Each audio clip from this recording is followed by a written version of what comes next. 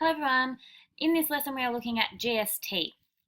So I've got the link up to the GST clearing account in the study design up here. So we know from last year that the GST is a 10% tax levied by the federal government on most purchases, excluding fresh food and services. However, we won't have to worry too much about that. So it's a tax on consumers, not on small businesses. Overall, a small business will have a nil GST, as we spoke about last year.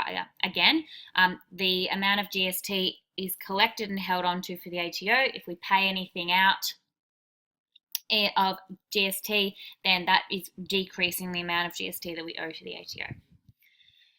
So the business that sells the goods must charge and collect from the customer the selling price plus that of the GST. This GST is then transferred to the ATO at a later date. Therefore, this is the amount that the business owes to the ATO. So do not forget your definition of your liability, that the GST is when it is collected. If it's making a purchase, the GST will pay the GST to the supplier. This is treated as if the business has paid the money to the ATO and therefore needs to decrease their liability. If they decrease it so much, it might end up turning into an asset that the ATO then owes us, a future economic benefit. Okay, I went through that quite quickly because that's all stuff that we would have learnt last year. Now, recording GST. All transactions involving GST are recorded in the GST clearing account. It must be called GST clearing now, not GST payable, receivable, etc. It's in the GST clearing account. And that can either be a current liability or a current asset.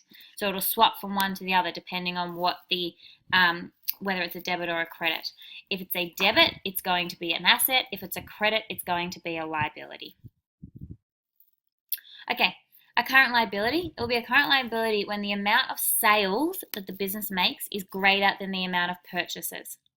And that's because the business owes money to the ATO when they're selling something and the customer pays them GST. So if they've sold something, the business is holding onto the GST and they'll have to pay that to the ATO at a later date.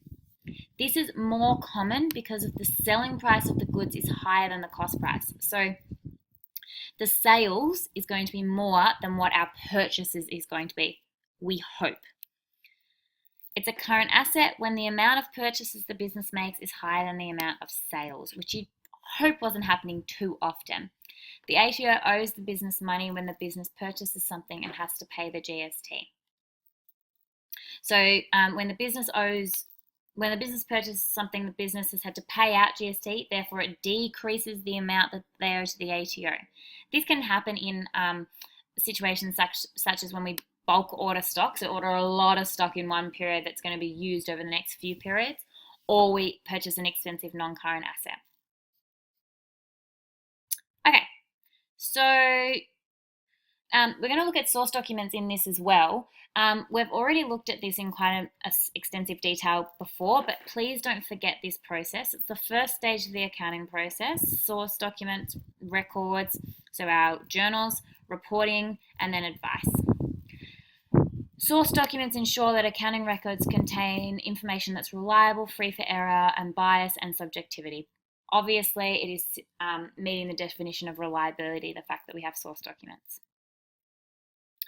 This is important. Know the things that need to be found on an invoice, the fact that it is got tax invoice on there, the name of the seller, the name of the ABN, the date of the transaction, description of the goods, the price of the transaction, and the amount of GST. So all of these things have to be included on source documents as a result of them being used as evidence for GST or as evidence for the government. If it's a sale of $1,000 or more, we need to also have the ABN of the buyer or the name and address of the buyer. Otherwise, if all of these things aren't on there, they cannot be used to verify GST transactions, and thus the business may end up paying more GST than the ATO requires. So it's really important that they're making sure that these are on all the source documents that they either give out or when they receive them. Okay, so again, this is going to be what we spoke about last year. You either calculate the GST one of two ways. The first one is if it's exclusive of GST. So it is just the selling price. You times it by 10%. This will work out what the GST is. So it won't work out the selling price plus the GST. It'll work out what the GST amount is. If it's GST inclusive, the full price, then you'll do the selling price divided by 11. So exclusive, inclusive. Both of these are calculating the GST. They're not calculating the full cost. You'd have to then add the GST onto this one, or this is the full cost when it's inclusive.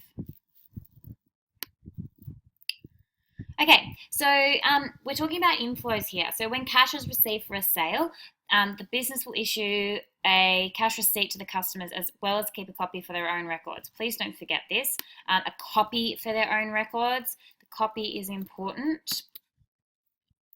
At the time the sale is made, the business will receive cash for the goods plus the cash for the GST. So when they're selling the goods, the person who's owing them money is going to pay them all of that money at the time that they're buying those goods. However, the business isn't earning GST. They're earning the selling price, but the GST is just coming in as a result of the business holding on to it for the ATO. And they're eventually going to need to then transfer that over to the ATO. Therefore, we know that the GST isn't a revenue. It's not an inflow of economic, or it is an inflow of economic benefit, which increases assets. However, it also increases liabilities, and therefore it doesn't increase owner's equity. It is a liability. It's a future obligation as a result of a past event, making a sale, the settlement of which is expected to result in an outflow of economic benefit, the payment to the ATO. So it's not a revenue, it is a liability. All right, let's use an example.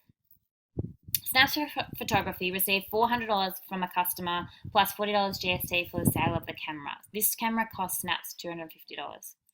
So based on what we were doing in our last video, and you should have these figures sitting in your notes as well, this is what it would have looked like. The bank is going up because we're receiving money in, and our cash sales, our revenue is going up because we've sold a stock item, and therefore we're receiving money in as because we've earned it. Our cost of sales is going up because we've had to spend money to make this sale, and our stock control is going down because we've had to give them stock. These are then put into all of the different ledger accounts. So all of this should be similar from what we've done in our last lesson last week and last year. Put them into the different ledger accounts. So our bank is debited, our cash sales is credited, as we can see here. Same deal with the cost of sales is debited, stock control is credited. However, now we have to consider what happens with the GST, and that's really important. So we are going to look at our accounts. So we're going to put in our date, the 15th of Jan. Now the first account we know that it gets affected is the $400 or the $440 in fact that we're receiving. So let's just go back up and have another quick look. Receive $400 plus $40 GST for the sale of a camera, and the cost was $250. So the first thing that we're doing, our bank, it's an asset. We are receiving in $440, so it's going to increase by $440. We know that it's an asset, so the debit increases it. The next thing that's going to happen is our revenue is going to go up. So our cash sale is going to go up, and this is a revenue.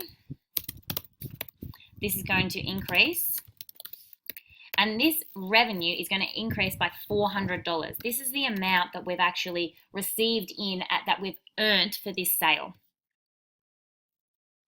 The next one is going to be GST clearing. So we've only received, at the moment, this doesn't equal. So we need to make sure that our debit side equals our credit side. This is a liability. It is increasing. We are receiving money in from the GST, and it increases the amount that we then owe to the ATO of $40. Now the debits equal the credits. The second half of the transaction is exactly the same. So our cost of sales, expense, the amount that we've had to spend in order to make this sale, it's going to increase by $250. And our stock control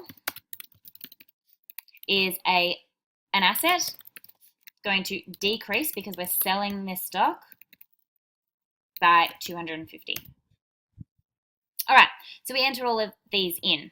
The 15th of Jan, we are going to have cash sales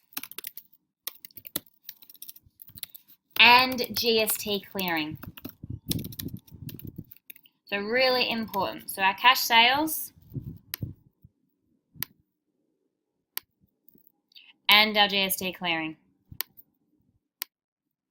440. So we know that the bank was meant to be 440. Our cash sales and our GST clearing are the debits, are the credits that are a result of this debit. This is what the other side of this transaction is going to be.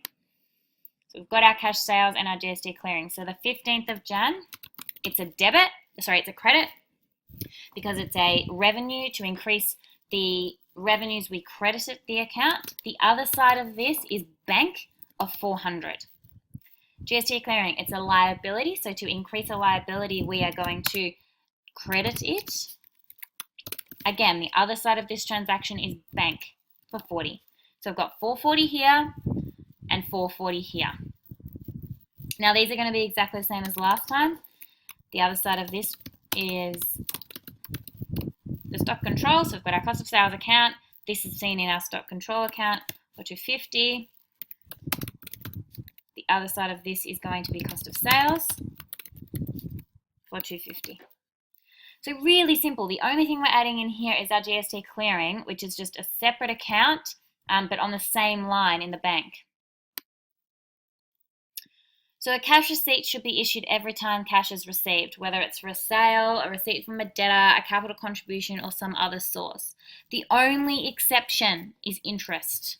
So the only exception to this rule where we will not get a cash receipt is if there's interest going directly into our bank. All right, there's another number of receipts that don't have GST on them. Receipts from debtors. Receipts from debtors happens at the time the sale is made, and we'll talk a little bit about that, but we know that this is what happens. It's the same transaction that happened in chapter 3, where we have our debtors control, and it happens when we make the sale. It doesn't happen when the debtors pay. Interest revenue and capital contribution. So none of these are going to have GST associated with them. Now there's one more further down. Sorry, it's not dropped down to the next page, loans. So a number of cash receipts. Another one of those is going to be a loan. So there's no cash receipt when we receive in a loan. All right, I'm going to stop that there, and I'm going to make a new video for cash outflows.